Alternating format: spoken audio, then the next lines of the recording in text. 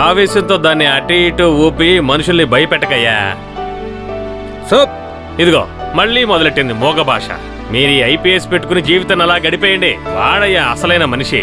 ఆహా, ఆ హెడ్డింగ్ చదువుతున్నప్పుడు ఒళ్ళు జలదరించిపోయిందనుకో. లోకల్ పోలీసులకి గౌరవాన్ని తెచ్చిపెట్టే బెన్ జాన్సన్ సూపర్ పర్ఫార్మెన్స్. 1 కాదు 2 కాదు 4గోసారి అతను ఓవరాల్ ఛాంపియన్ అవడం. అలాంటి ఛాంపియన్ ని నేను క్రీడా శాఖ మంత్రిగా ఉండి స్వయంగా వెళ్లి గౌరవించకపోతే ఇక నేను మినిస్టర్ని చెప్పుకుని ఏం ప్రయోజనం అయ్యా? ఒక్క విషయం చెప్పనా, నాకు పరిగెత్తడం దూకడం తెలియకపోయినా ప్రోత్సహించడం బాగా తెలుసయ్యా. ఇంతకీ ఎక్కడయ్యా అని నేను ఇక్కడున్నాను సార్. సెల్యూట్ చేసి నన్ను ఎందుకయ్యా అవమానిస్తున్నావు? నీలాంటి పట్టుదల ఉన్నవాడు ఇలా కౌగిలించుకోవాలి. ఇదిగో ఇదిగో. Thank you sir. సంతోషంగా ఉంది. నిజం చెప్పాలంటే నువ్వు పరిగెడుతున్నప్పుడు స్వయంగా చూసి చప్పట్లు కొట్టాలని నా కోరిక. ఏది ఏమైనా ఇప్పుడు నేను ఒక సస్పెన్స్ ని ఓపెన్ చేయబోతున్నాను. ఏమయ్యా అదిటివో? ఇదిగో దీన్ని తీసుకో. ఏమిటి సార్ ఇది? పోయిన సంవత్సరం నువ్వు ఛాంపియన్ అయినప్పుడు నాకు ఒక మాట ఇచ్చావు కదా. ఏంటది? ఆ ఊరి పేరేంటి? విజయనగరం సార్. అక్కడికి ట్రాన్స్ఫర్. సాధారణంగా ఆ ఊరికి పనిష్మెంట్ ట్రాన్స్ఫరే చేస్తారు. నీ విషయంలో అది స్ట్రైట్ ఆపోజిట్. అసలు నీకెందుకని ఆ ఊరంటే అంత ప్రేమ? అది మరి వాడు చెప్పలేడు సార్, నేను చెప్తాను. అదొక సస్పెన్స్. అలాగా? అయితే ఆ సస్పెన్స్ చెప్పి నన్ను బాధ పెట్టొద్దు. ఏది ఏమైనా విత్ ప్రమోషన్ నువ్వు అక్కడికి వెళ్ళబోతున్నావు సబ్ ఇన్స్పెక్టర్ గా.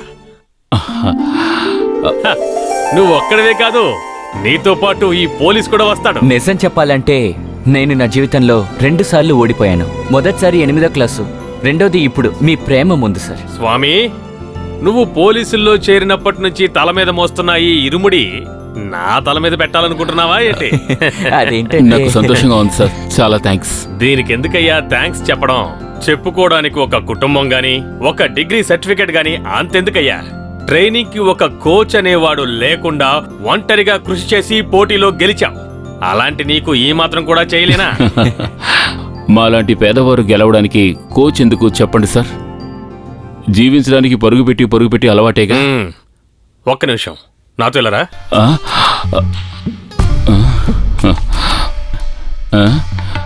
ఏమిటి సార్? ఏం లేదు, నా చిన్న కూతురు ఒక ఆర్డర్ వేసింది. తనకి పీటీ ఉషాలా అవ్వాలని కోరిక. తన ఆటోగ్రాఫ్ బుక్ ఇది. ఒక సంతకం పెట్టయ్యా. ఏంటలా చూస్తున్నావు? నువ్వు చెయ్యకపోతే మంత్రినయ్యి ఏం ప్రయోజనం అయ్యా? కూతురి ఆశ కూడా తీర్చకపోతే ఎలా చెప్పు? తను చాలా మొండిది. ఏం రాయాలని ఆలోచిస్తున్నావా? నేనేమంతా మొండివాణ్ణి కాదు, నా కూతురే. అయితే ఇక చెప్పినట్టు పనులన్నీ కూడా సూపర్ గా జరుగుతాయి. ఇది చాలా అన్యాయం. ఆలయ విరాళానికి 5,000 ఇవ్వాలా? తిరణాలు చేసుకోవడం చాలా మంచిదే, కానీ ఏంటి ప్రయోజనం? తిరణాలు చేసుకోవడానికి ఊళ్ళో వాళ్ళు ఇవ్వాల్సి వస్తుంది. ఇంత డబ్బు కలెక్షన్ చేసి ఇవ్వడానికి అందరూ ఇక్కడ చాలా కష్టపడుతున్నారు. అది సరే, పెళ్లిడొచ్చిన అమ్మాయి ఎవరన్నా ఉన్నారా? అప్పట్లో గోవిందయ్య గారు ఉత్సవాలు జరిపేటప్పుడు వీలైనంత వరకు అందరం చేశాం. ఇప్పుడు గొప్పల కోసం చేసుకుంటున్నారు, దేవుడికి కాదు, ఆ కుటుంబం వాళ్ళ కోసం. అవునవును, చూడండి, ఈ మాటలు ఇక్కడ బానే మాట్లాడతారు. చంద్రన్ ఇంట్లో నుంచి మాధవును రౌడీలు మామూలు వసూలు చేయడానికి ఇక్కడికి వచ్చినప్పుడు అసలు ఒక్కసారి కూడా ఆలోచించకుండా వడ్డీకి డబ్బులు తీసుకొచ్చి భార్య మంగళసూత్రం తాకట్టు పెట్టి మరీ ఇచ్చారు కదా. చూడండి, ఇక్కడ కూర్చుని సినిమా డైలాగులు చెప్పకూడదు. ఈ ఊరు బాగుపడదు. ఊరికనే సునామీలు గినామీలు వస్తాయేంటి? దయచేసి మీ పెద్ద నోటికి కాసేపు తాళం వేస్తారా? ఇంతకు ముందు ఇలాంటి వాళ్ళని మార్చడానికి మీరు చేసిన ప్రయత్నం వృధా అయ్యి మీరు ఎలా ఉన్నారో చూడండి.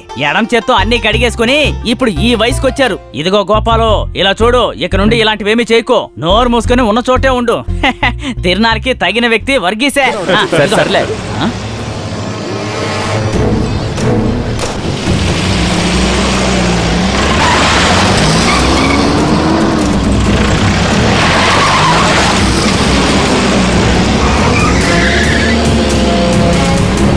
అయ్యో, ఇదేంటి ఈ రౌడీ వెధవులు ఇక్కడికి వస్తున్నారు? అయ్యో, ఈ రోజు ఏం చేస్తారో తెలియట్లేదే. రే ఆ పొగరు పోతా అమ్మాయిని బయటికి లాక్కురండి రా. ఎంత ధైర్యం ఉంటే అలా చేస్తారు. మమ్మల్ని ఏం చెయ్యొద్దు. చంద్రన్న కుటుంబ సభ్యులు చేసే గుడి ఫంక్షన్ కి ఏ మొగాడైనా సరే డబ్బులు ఇవ్వడానికి ఆలోచించడం, అలాంటిది ఒక ఆడదానికి ఇంత పొగరా ఎక్కడుంది? దాన్ని బయటికి రమ్మని చెప్పు. మీకు డబ్బిచ్చే పరిస్థితిలో మేము లేవు. అది తీసుకు వెళ్ళడానికి మేము ఇక్కడికి వచ్చాం. ఏమంటారు? ఈ వ్యాపారం సరిగ్గా సాగకపోతే ఎక్కువ డబ్బు సంపాదించే వ్యాపారం మేము మీకు నేర్పిస్తాం. మధ్యన ఒకదాన్ని వడ్డొచ్చు. మర్యాదగా బయటికి రావే. అన్ని కింద పడేయండి రా. వ్యాపారం చేస్తాను. మీలో నా వ్యాపారాన్ని చెడగొట్టడానికి వచ్చింది ఎవడ్రా? అంత ధైర్యం ఉంటే ఒక తండ్రికి పుట్టినవాడు ముందుకు రారా. నువ్వేం చేస్తున్నావే? నువ్వు లోపలికి వెళ్ళు. నేను కష్టపడి సంపాదించిన డబ్బుని దేవుడి పేరు చెప్పి లాక్కోవడానికి ఈ ఊళ్ళో ఏ మొనగాడికైనా ధైర్యం ఉంటే వాళ్ళ కుటుంబాన్నే వెళ్ళి ధైర్యంగా అడిగి రండి. తేరగా ఇచ్చేయడానికి ఈ గౌరీ సిద్ధంగా లేదని మర్యాద ఇక్కడ నుంచి పోండి. అంత పొగరే నీకు? నా కూతుర్ని ఏం చేయకండి. దయచేసి నా కూతుర్ని ఏం చేయకండి. వదిలేయండి అయ్యా. దాన్ని ఏం చేయకండి. కత్తి చూపించి సినిమా డైలాగ్ చెప్తే భయపడి వెళ్ళిపోతామని కదా? దాన్ని ఏం చేయకండి. అయ్యో. బానే కదా ఉన్నావు. నీలాంటి అందమైన అమ్మాయి డబ్బు సంపాదించడానికి ఎందుకే ఇంత కష్టపడుతున్నావు? కాస్త సహకరిస్తే ఒక్క రాత్రిలో పండగ కావలసినంత డబ్బు సంపాదించచ్చు నువ్వు. దాన్ని వదిలిపెట్టండి. మీ అమ్మ గురించి నీకు బాగా తెలుసు కదా. చచ్చిపోయిన అమ్మ టాలెంట్ నీలో ఉంటుందిగా.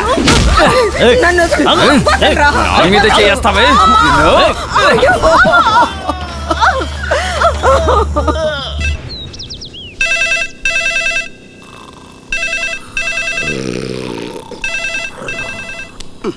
ఆ బీడి ముక్కలేరా ఎవరా?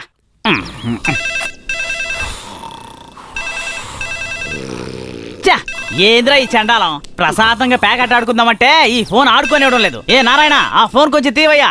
ఇంట్లో పెళ్ళాం అనుకుంటాను. Oh hello, Vizianagaram police station speaking.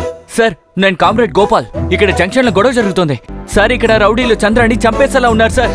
చంపేనివయ్యా. ఆ రౌడీ వెధవల చేతుల్లో తనకి చావాలని రాసి పెట్టుంటే మనం మాత్రం ఏం చేయగలం చెప్పయ్యా. అవును గోపాలా, ఇన్నేళ్లు ఈ ఊళ్ళో ఉన్నావు కదా, ఇలాంటివి చూడడం మొట్టమొదటిసారా ఏంటి? నీ స్థలానికి నష్టపరిహారంగా ఇచ్చిన ఆ టెలిఫోన్ బూత్ పెట్టుకుని ప్రశాంతంగా బతకడం నీకు తెలియదా ఏంటి? సార్, ఇది చాలా కష్టంగా ఉంది సార్. మరి ఎందుకు సార్ మీరు పోలీసులు ఏం చెప్పుకుంటున్నారు? ఇప్పుడు ఎవరయ్యా పోలీసులని చెప్పుకున్నది? నేను ఇక్కడ ప్రశాంతంగా నిద్రపోతుంటే నువ్వే కదా ఫోన్ చేసి లేపావు. సరే అయితే ఉంటాలే, బాయ్, పెట్టేయ్. సార్, నన్ను క్షమించండి సార్. మీలాగా ఇంత చిన్న వయసులో మీలాగా నేను గోడ మీదకి ఎక్కకూడదు అనుకుంటున్నాను. అనుభవమే కదా గురువు. నారాయణ, ఏ? ఏంటి నీలో నువ్వే వాక్కుంటున్నావు? జంక్షన్ లో గొడవంట సార్. ఆహా, అంటే ఇంప్రూవ్మెంట్ ఉంది అవును. కదా. ఇంతకు ముందు పండుగ రోజుల్లోనే గొడవలు జరుగుతూ ఉండేవి. ఇప్పుడు పందిరి వేసేటప్పుడే గొడవలు జరుగుతున్నాయా? ఓరి దేవుడా, వీటన్నిటికీ విముక్తి ఎప్పుడో ఏమిటో.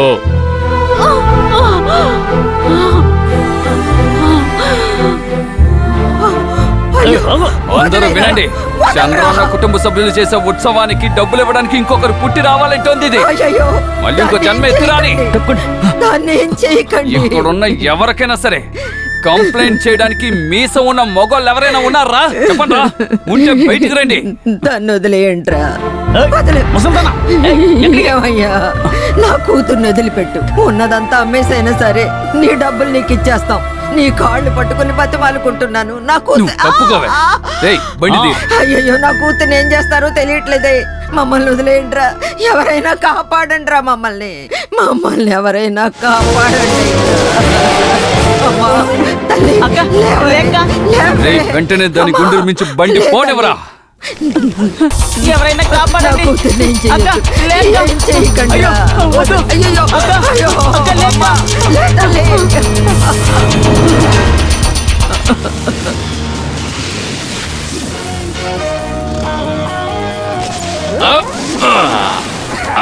అర్రర్రర్రర్రే, సూపర్.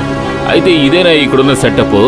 ఎంతైనా ఇక్కడ జరుగుతున్న ఈ కళా కార్యక్రమానికి నా వల్ల ఆటంకం ఏర్పడినందుకు క్షమించండి. Sorry for the introduction. స్వామి, స్టడీగా ఉన్నావుగా? శరణమయ్యప్ప. జీప్ లో ఉన్న మజిల్స్ మెన్స్ అపార్థం చేసుకోకండి. మాది పొరుగురు, అందుకే అడుగుతున్నాను. అసలు ఇక్కడ జరిగిన గొడవ ఏంటి?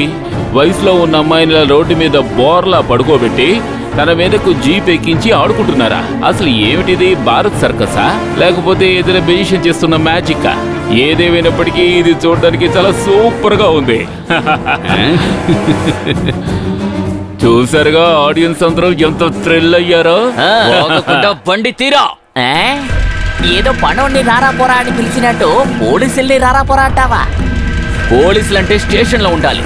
ఇక్కడ రాజ్యం ఏలుతున్నది మేవేరా. అయితే మరి ఈ ఊరు పేరేమిటి, రామాపురమా?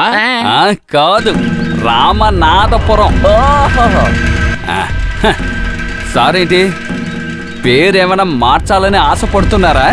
అయ్యో నా వెలంగని మాత, ఇక్కడ ఉన్నది ఎవరు? భీమన్ రఘు, అబూ సలీం. ఖచ్చితంగా ఈ రోజు ఫైట్ ఉంది. ఈ గ్రూప్ లో గనుక మన కీరికర జోసు ఉండుంటే ఈ ఫైట్ ఇక సూపర్ గా ఉండేది. మ్యాటర్ అదిరిపోయేది కదా స్వామి. చెప్పడానికి ఏముంది, జోన్స్ మాధవన్ని కొట్టి చంపేశాడు కదా, ఒక కుక్కని కొట్టి చంపినట్టు. ఒక కర్రతో. ఏమంటారా? అంతేగా. రే చెప్పేది విను. ఇక్కడ చూసావుగా, నీ ముందు కాకి చెట్టు వేసుకున్నవాడు ఎంతో ఆవేశంతో మా అందరికి క్రమశిక్షణ నేర్పాలనుకున్నాడు. కాకి బట్టలు వేసుకుని బయలుదేరొచ్చాడు. ఈ జంక్షన్ లోనే వాడి గతి నీకు పడుతుంది. చచ్చినోడు పేరులో సొంత డబ్బుతోనే స్మారక చిహ్నం కట్టించిన వాళ్ళం మేము. నేను ఇక్కడ చూస్తున్న ఈ సీన్ నిజంగా సూపర్. అది సరే, అయితే మాలాంటి పోలీస్ ఆఫీసర్లకి స్మారక చిహ్నాలు తయారు చేయడమే మీ పనా? ఏది ఏమైనా ఇంత గొడవ జరిగింది కనుక ఈ అమాయకురాలకి ప్రాణం ఉందో లేదో ఓసారి చూస్తాను. లేకపోతే 2 స్మారక చిహ్నాలని మీరు ఒకేసారి తయారు చేయొచ్చు కదా. 1 మినిట్ స్వామి, ఒక సోడా. అలాగే సార్. తల్లి లేవే లేవే అమ్మా. ఒక సోడా. ఇదిగో సార్. ఇదిగోండి.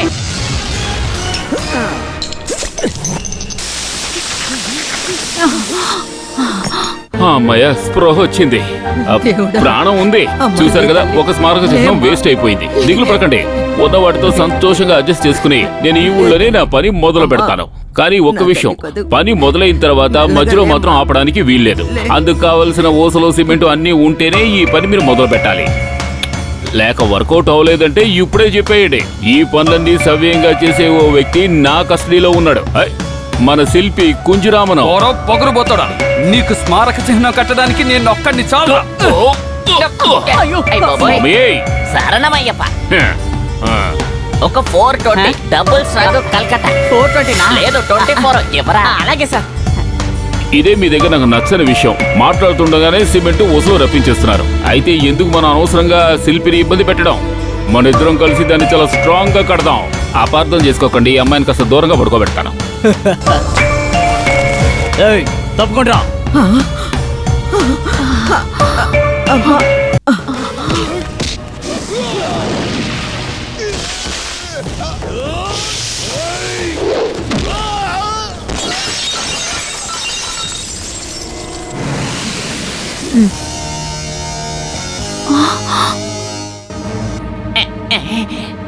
మెంబర్స్ చాలా మంది ఉన్నారు, మిరపకాయ పడదాం.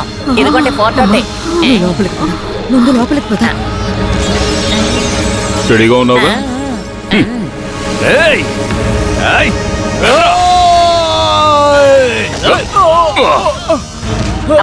కాలు పెట్టుకోవడానికి భలే వచ్చావరా.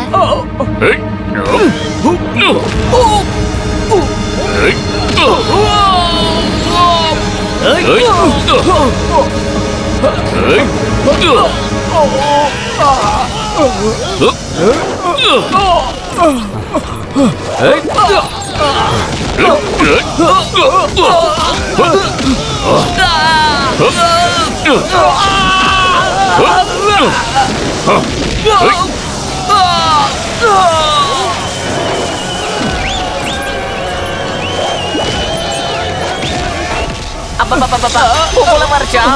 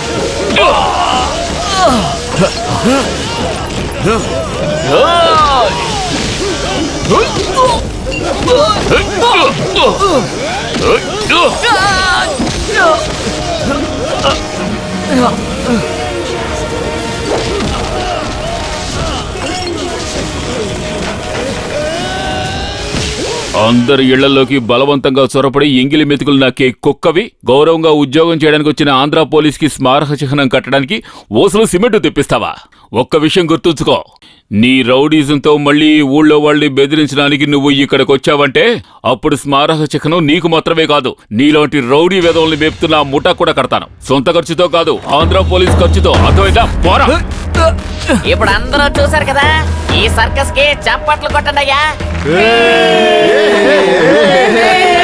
అలాగే గట్టిగా. చాలు చాలు చాలు, ఈ రోజు నుంచి ఇక్కడే ఉంటాం. ఏంటి ఓకేనా? చాలా సంతోషం.